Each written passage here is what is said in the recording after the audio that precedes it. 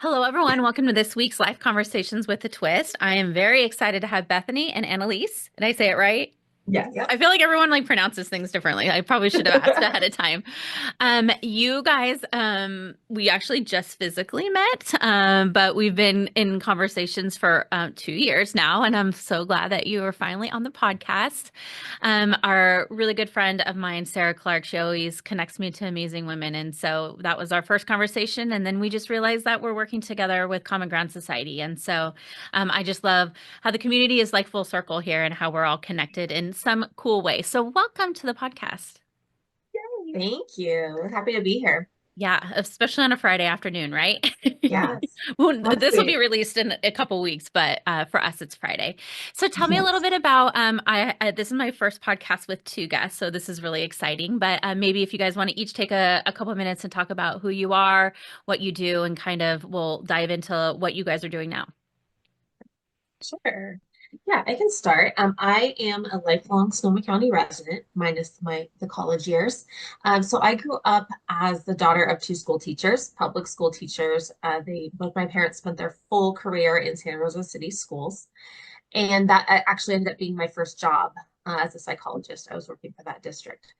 So very full circle. But grew up in Sonoma County. Went to college at UC Davis and then found my way back here. I explored careers in clinical psychology. I thought that was the direction I wanted to go, but then became really fascinated with how children learn, how they think, and how we can help them in school. And so kind of steered in a different direction and went to the school psychology route. And then that's how I came back to Sonoma County. I worked in Santa Rosa for a few years and then ended up in Windsor where I met my, work wife bestie over here, Annalise, who it's been an amazing friendship and work relationship ever since. I love that. But I think when you were saying like, oh, this is the first time you've ever had, two guests at the one time, that feels very on brand for us. We do everything together. Like there's no chance this business was going to happen without us together. I would love to even just chat about working together because I see so many people. I see a lot of podcasters who are like, oh, we're going to start a podcast together. And a lot of times it doesn't end up happening. Or people are like, we're going to start a business together and it's great for a couple years and then it's hard. So Yes. just even the dynamics of doing business together with somebody else, I'm always like thriving off of it because I'm like, I really wish I had a partner to just like bounce ideas off of. And so I always look up to the people who have a partner to help them. So, Annalise, what is your It's the background? best. And yeah, so I think, and also like being in partnership is my favorite thing, and I wouldn't do it any other way, which is great. But I'm actually originally from San Jose, so I'm South Bay, and then I went to undergrad in San Diego and graduate school in Orange County. My husband is a clinical psychologist with a focus in sport and performance. So we were both in grad school at the same time. He got an internship in Indiana, so we lived in Indiana for a few years, which surprisingly was amazing. Like rural Indiana is one of my favorite places. Then I was like, it's too cold. We got to go back to California. So we were looking for jobs and it just happened that he got a spot in Sonoma County. And I was like, Santa Rosa, I've never heard of it. Yeah. And we've been here for 12 years. We love it. I don't think we could ever leave. And I started working in Windsor, and that's when we met. It was about 2013 or 2012 when we met and started working at the same time. And I got two kids at home, a 10 and a 7-year-old. And like I said, my husband's a clinical psychologist. So we always joke that you should hear us fight. Like it's never angry. It's always like, well, how are you feeling? What's really underneath that? So it's always a fun time. Yeah, forget That's actually college really, fund. It's like therapy funds for our children.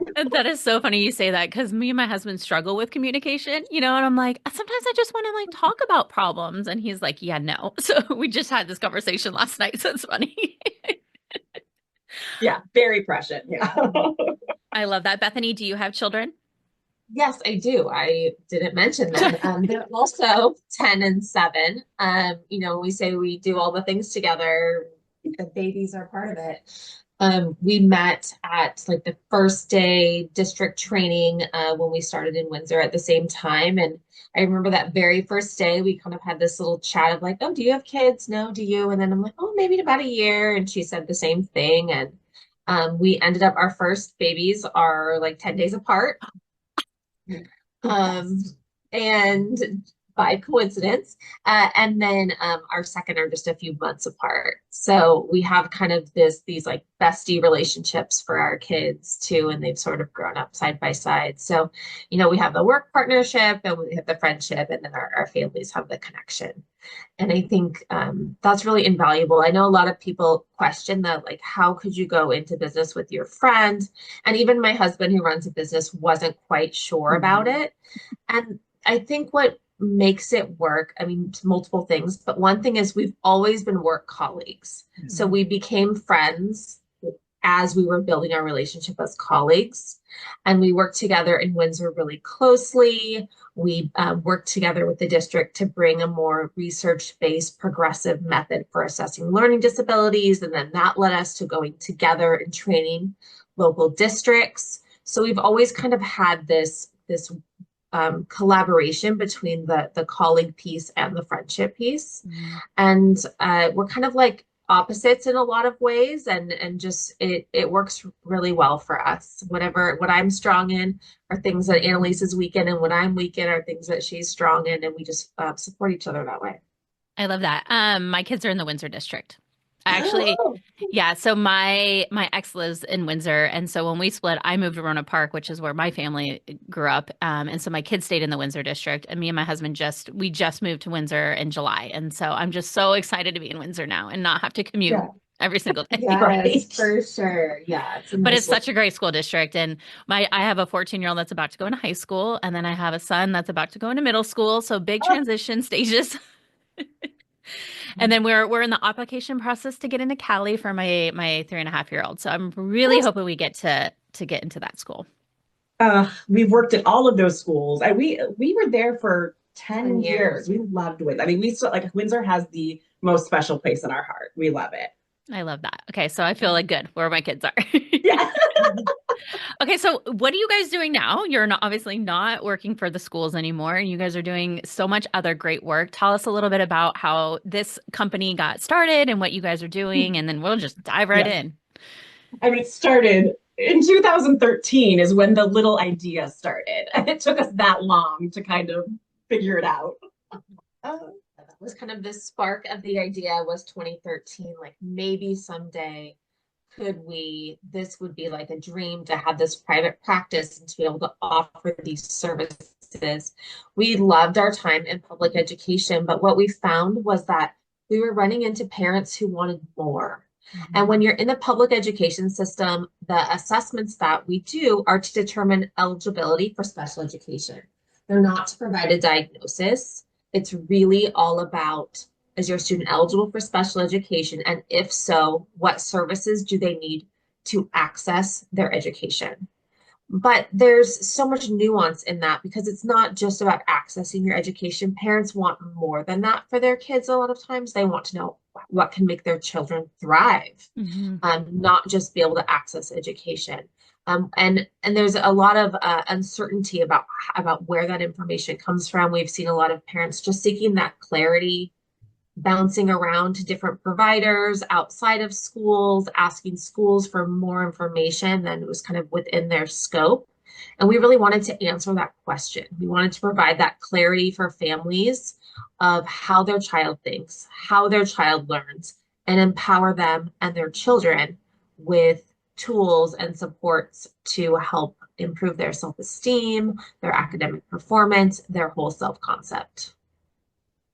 And I think too that like we were noticing is that there was the precious months and years of this developmental time that we were losing out on. And parents were wasting time and money and resources jumping through hoops. And that's the phrase we kept hearing.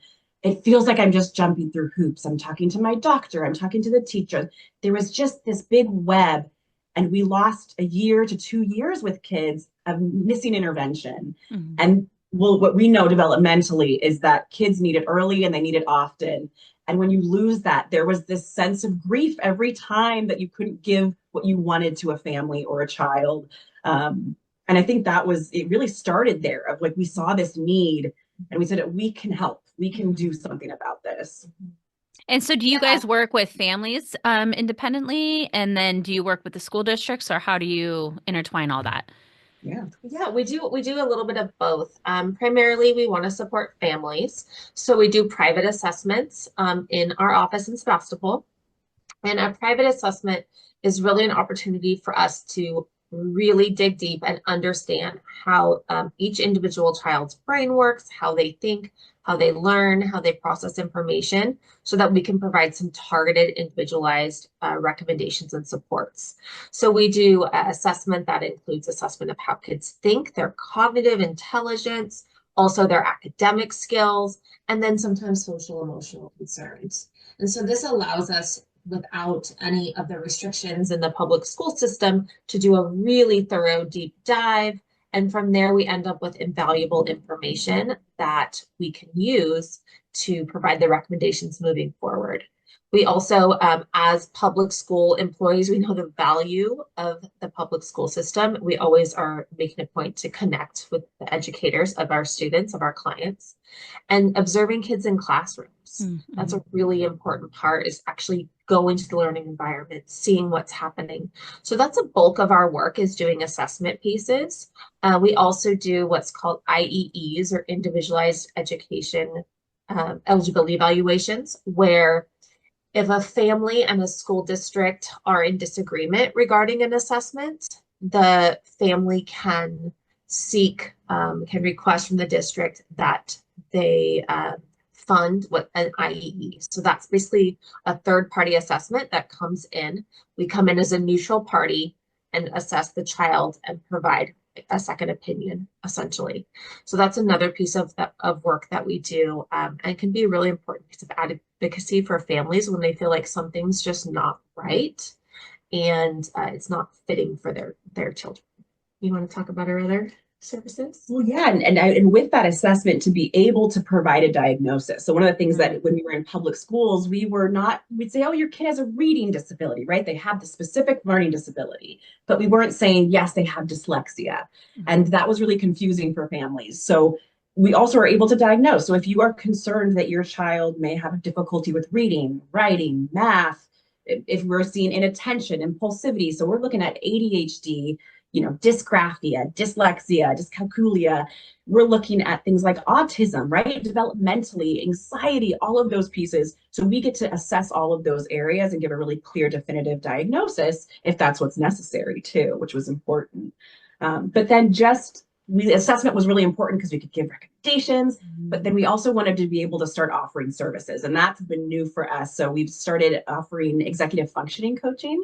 And if you're not familiar with executive functioning, that is all the things that our prefrontal cortex is doing, right? So it's the planning, the time management, the impulse control, all of those pieces that are so important in our students' behaviors and our adult behaviors. And a lot of our kiddos, especially with ADHD, but even that don't have a diagnosable disability, struggle with that. And they don't have that practice. So we provide coaching for that in sessions where you are working really hands-on with your materials and getting plans in place, which is important. And then really tailored instruction, where over the summer we're going to provide it's like tutoring, but really targeted academic support to prevent that summer slide and to prevent any kind of regression. But also if we need skill, like if you've got some gaps in some skills, we have a great teacher that is able to provide that in a really individualized and small group space. So it's not only doing the assessment part, but then offering, here are the things that we can provide for you so we can see that progress. I love that. So basically families come to you, you get diagnosed, and then now they know how, like, what tools they can use, what resources they have, how do they work with their teachers to make sure that their children are getting the full learning experience that they should. Bingo. Yeah, absolutely. And some parts that are really important about our assessment piece are the levels of feedback that we give. So we give feedback about our assessments to parents. They'll be provided with a complete report, but we always do like a little one-page snapshot report, so it's a little bit more digestible. But we provide in-depth feedback with the parents, but then we also offer feedback with the student or the child. And so this is really helpful because a lot of kids are just left out of their own narrative on what's going on. And so then they're left to turn inward, and often it's, I can't learn, I'm not smart, I can't do this. And then they start to disengage from school, and it filters into other areas of their lives. So we like to meet with kids. In the beginning of our assessment, we talk to kids about how brains work and how we think, so they kind of have an idea. And then when we're done, we meet with them again and we talk about what we found. We talk about the areas of strengths and we talk about the areas of challenge. We use a framework developed by Dr. Liz Ingoff, and a lot of it is a metaphor of your highways or the areas of your brain where things are working really well. And then the construction zones are the areas where we have a little bit more challenge. And then we develop with them a list of tools and strategies so that they feel really empowered about how they can move forward. They understand that they are intelligent, they have many strengths, and there's just some specific areas of weakness that we can target. So that's a really important piece, and that's something we didn't really get to do in the school system in the same way. And then the other layer is that we also provide a feedback session with school staff.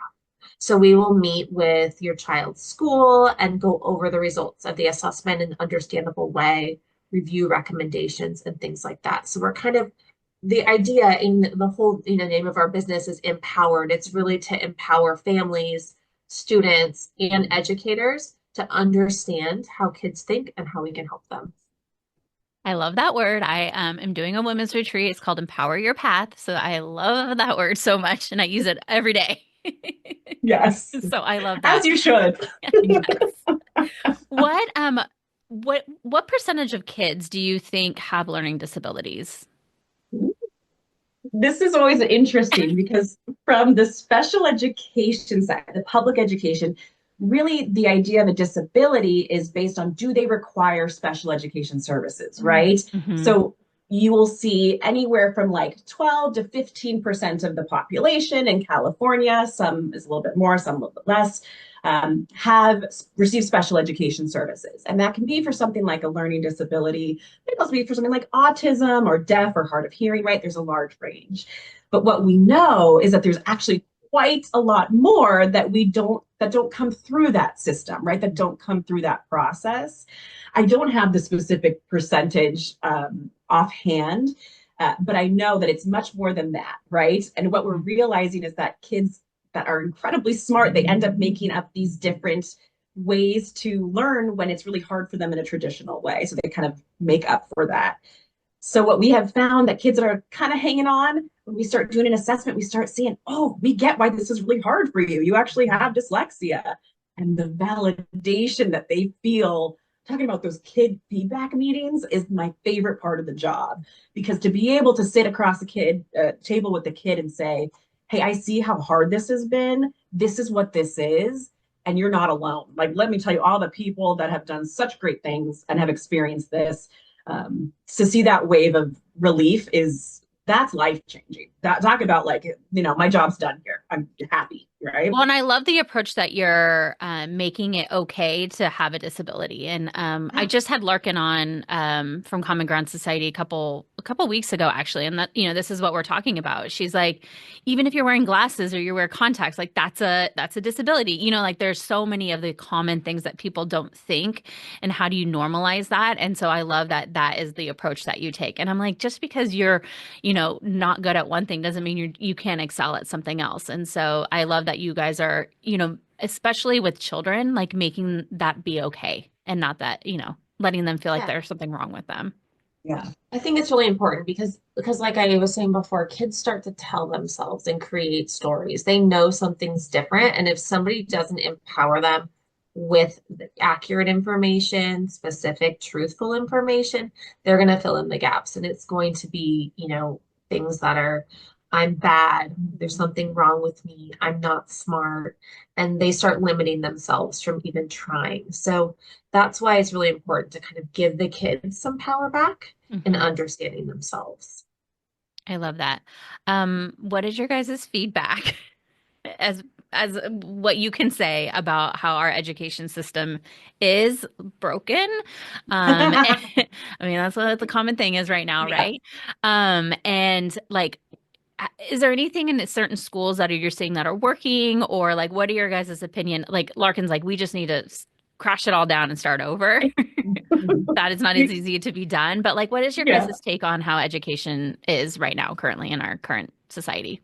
Yeah. Well, one thing, we loved Larkin's episode, by the way. We are big, huge Larkin fans. And I will say one thing that I loved, we were collaborating on something, and she had talked about how we talk about things like special needs. And she's like, oh, no, no, no. These are all just needs. We all have needs and we get them met in different ways. And that changed my perspective after being in special education for years. I was like, that's right. Like, I forget about, yeah, we all have the need to see. Sometimes that means glasses, sometimes that means contacts, you know.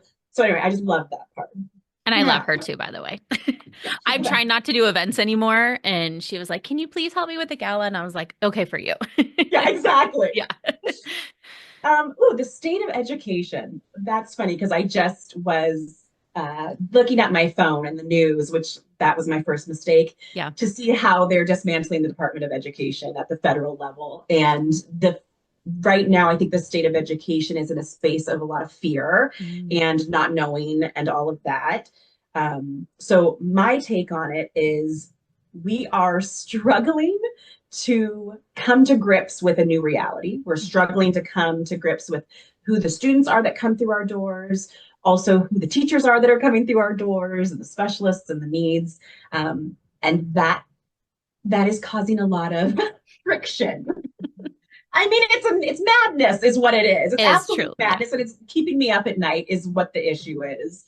Um, I mean, what do you think? Yeah, and I think, school education is different than it was when we first entered the field and working in schools, almost 15 years ago. Like it's different, I guess more than 15 years ago, actually. Yeah.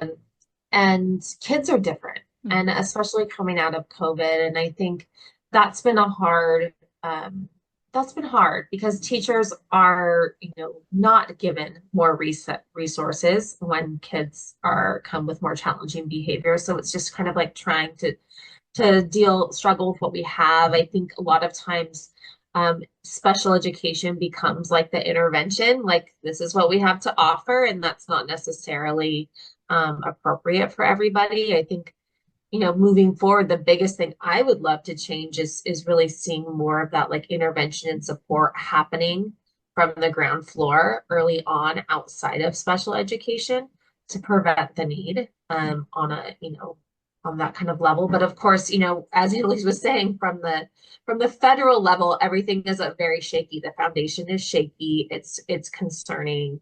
And so it does feel very kind of precarious right now. And I think we just have to kind of wait and watch how things play out. And of course, like, contact your senators and definitely voice your opinion. But it's a tough time for public education for sure, especially in our county right now. Yeah. I was gonna say, like, how not knowing the structure of like, okay, now there's this federal thing that's happening right now, and then like, how does that trickle down to a county level? Like, is it something that once something there happens, like, how long does it take to happen at a county level, or is it once it's messed up, everything's messed up? And like, Right. yeah, Yeah. So I think what we look at is it will take time. And because the other thing is all these changes are happening and then injunctions are going to happen and things are going to stop and we just don't know. So what typically is the biggest issue and the biggest concern, I think, for most public schools is going to be the funding. Now, the issue, this is going to be dependent on whatever happens up there. While they are promising to maintain the funding as it is for certain programs like special education, like the student loan support, just all of that. The question is, will they have the manpower to be able to distribute those funds? And ultimately, will those funds change? So the second funds change, that's where things are going to be most impacted in like the immediate way, because we don't have any indication if that's going to happen today, tomorrow, 2 years from now. we're all just at kind of that standstill. Yeah, and I think the other issue is that, especially thinking about special education, that all comes from a federal mandate. And so that kind of assurance that students are going to be accepted, included, served appropriately, all comes from a federal mandate from IDEA. Mm. That's the Individuals with Disabilities Education Act. And because that's a federal service, I think, or a federal mandate, the concern is if that goes away, is that going to reduce the rights of students with disabilities? Mm. If we're just leaving that up to states, are states then going to have the option to not serve these students? And that's, I think, really scary for anybody who's a part of the disability community or who works with the students that receive special education support. And particularly for those families that have children with IEPs, like this is the scary unknowing part. If you have a child with a disability, that's hard anyway, right? And to now think that I'm going to have to go against a government or go against these federal things, let alone that's going to change in my day to day, it's so overwhelming. I see that in families where you feeling the spiral. And so the question is like, what do you do? What do you do when things get this bad, this fast? Is I always think, okay, remember where we are. Because if we stop what we're doing and we look around in the immediate, right? What is your kid doing in their class in a day-to-day situation? How was your relationship with that teacher? That's the thing that matters most. Everything will come and go. How is it in the classroom? How is it going at school? So whenever I start getting really overwhelmed is when I start trying to volunteer in my kids' class more. I'll send an email just to say, hey, I appreciate you, front office staff. I try to do the little things to maintain the village of where my kids are. Mm-hmm.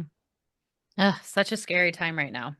Yeah. Yeah. But also, you had asked, you said, well, are you seeing things that work? Like, where do you say, yes, 1,000% yes? Because if you've seen a great educator, you're like, well, the world is going to be okay, right? If you walk into a classroom and they have just a lights out teacher, you're like, that's fine. The world's going to be okay. Everything's all right. Because it is amazing when it happens. And I often see it in relationship. When teachers create relationships with children, it is a beautiful, beautiful thing.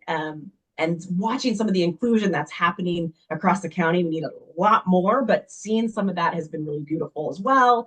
There are places and people that still are so passionate about it. And, it's hopeful still.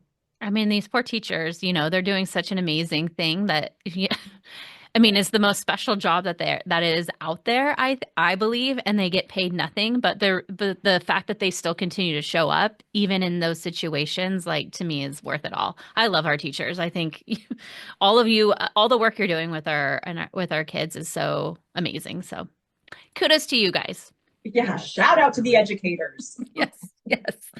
What do you What are your guys' thoughts? And I hear this a lot of people, especially with kids with like ADHD, about technology and how technology can affect that. What are your guys' thoughts or experiences in that? Do you want to go first? I got so much thoughts on that. Yeah. I think parents, there's observable impacts of technology on kids with ADHD. Some kids can handle a little bit more screen time. Some kids can't handle any screen time. The issue with screen time is really, it's like you have these, images and things coming at you so quickly, and your brain starts to get used to that level of stimulation and crave it more. Mm-hmm. And so already when you have ADHD, you have some challenges in the frontal lobe part of your brain with shutting those things off, staying focused. And then when you're having your child watch a lot of screen time, it's kind of working against that system. We're just stimulating more and more and more. They're craving more stimulation. That said, every kid is different, and some kids can handle some screen time and others cannot, and some can handle it when they're a little bit older and maybe not when they're younger. So it is individualized.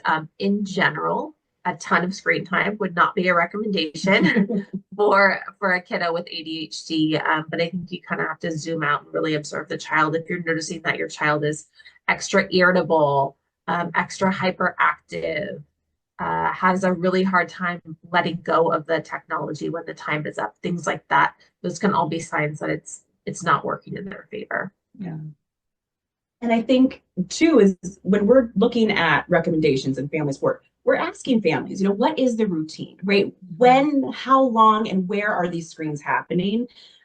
Because raise your hand if you've used a screen as a babysitter, right? Like you also, right? Like that is life. There are also parts where some days you're gonna have more, and you just we have to deal with the consequences of it. But as a whole, just like Bethany was saying, we know the impact that it has on growing brains. So things we recommend around it is a lot of just monitoring. So sitting down with your kid and watching the same content they're watching, because the big part that I'm worried about too is what they're being exposed to.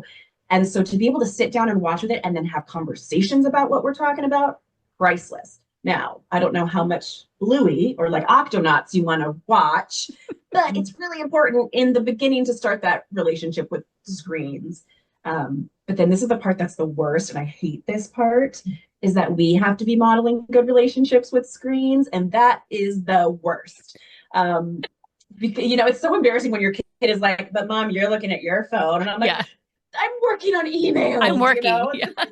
Right. So I think this is not just a kid issue. It's just our kids' brains are so much more susceptible, right? We need to guard them and protect them a little bit more. Yeah, and I think that what Annalise was saying, like the quality of screen time and the interaction is really important. So in general, I think long form kind of media, like shows, movies, are better than like YouTube, where you're seeing all these multiple clips just cycle through.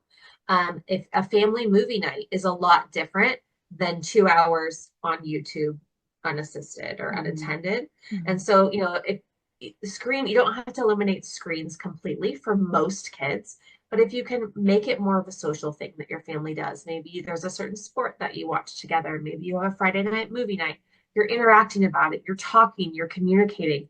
It's a very different experience than a child being on a single device on their own without any supervision. So it's, fortunately, I don't think the answer is no screen time ever. I don't think that's realistic for most families. But again, that's why Annalise said we talk to families on what is their routine, what's workable for them.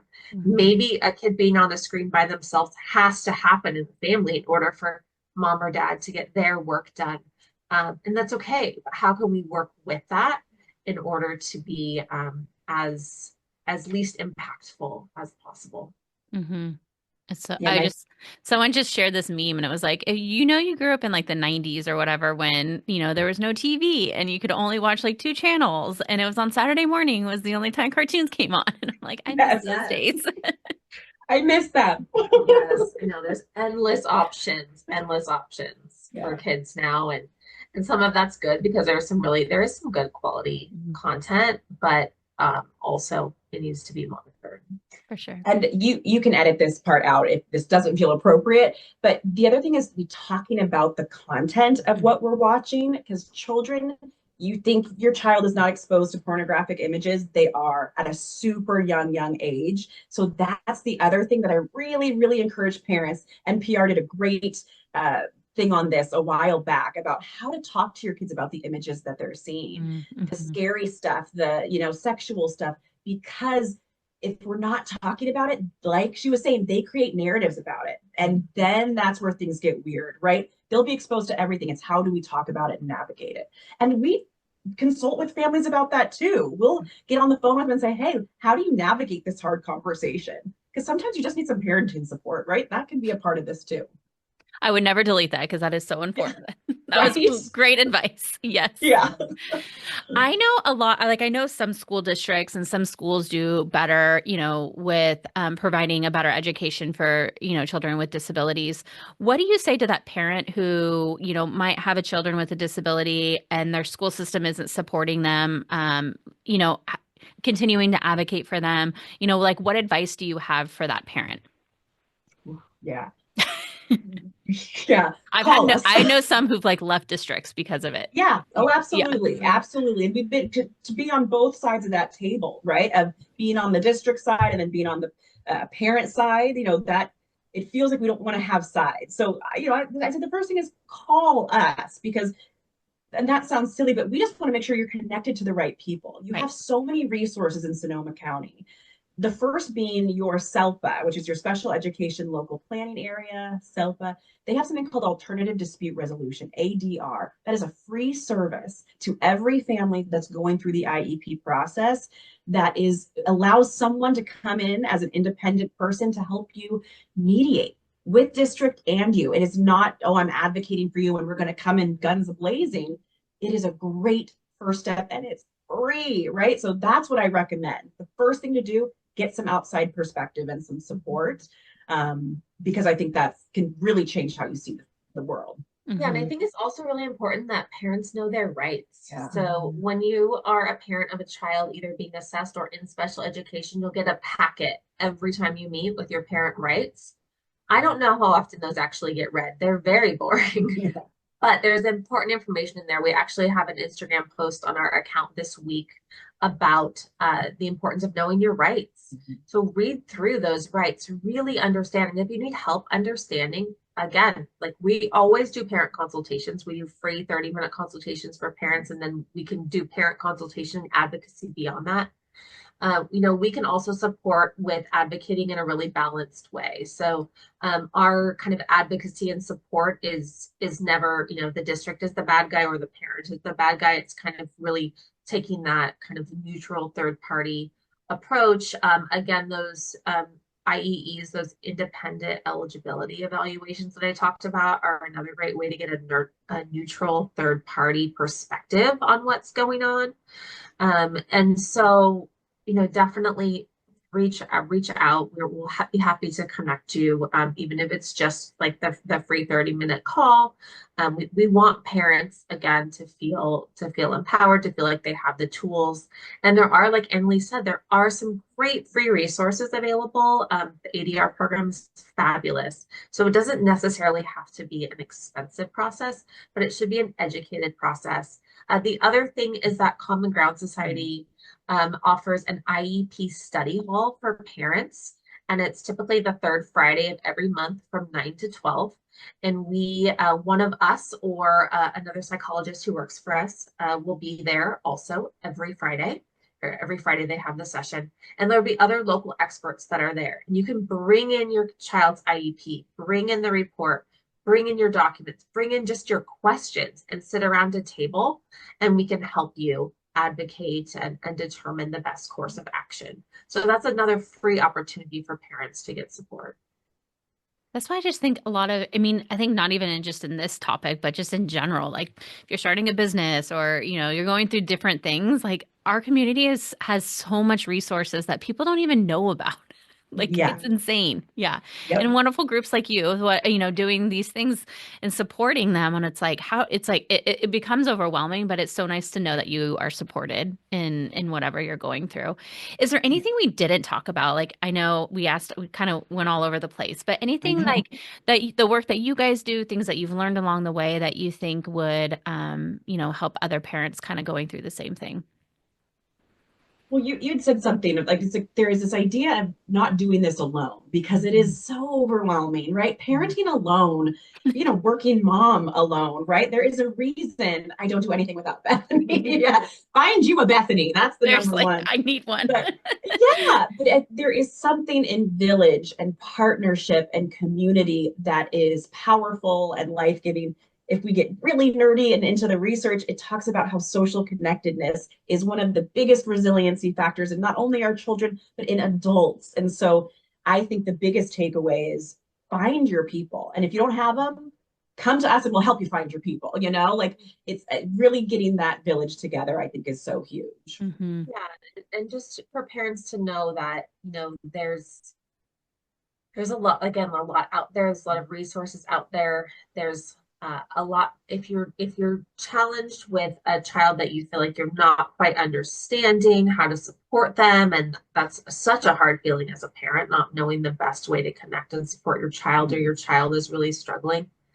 There are other services that can really help you dig deeper and can help get to the bottom of what's going on with your child. And I think that just knowing that as a parent is a really helpful thing, because that's a really dark, lonely place to know that your child is struggling in school, and and not know where to turn. Yeah. So good. Where can everyone find you?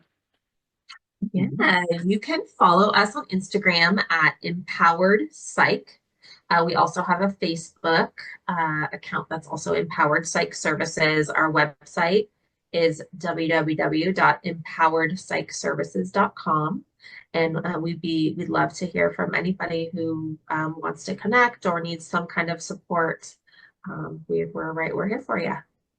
I love it. Again, thank you so much for what you're doing. I know on behalf of all the other parents out there that are, having to go through these things with their children, like just knowing that there's support and resources out there. So thank you for the work you're doing. And I'm so glad that we met, especially before this gala. Yeah, I'm excited to get all dressed up and celebrate common ground. Yeah. I say like Larkin's gonna like rule the world someday, and I'm Yes. like, I want to be like your person, your wingman, being like, yes, girl, 100%. your cheerleader when you're on stage, and she's doing some great things. So yeah, I will do whatever job she needs me to do. I will be the cupbearer or whatever. As long as she's ruling the world, I'm happy. I love it. Well, it was so nice meeting you both, and we'll see you in a couple weeks at the gala. Okay. Absolutely. Thank you so much. Thank you. Okay, I'm gonna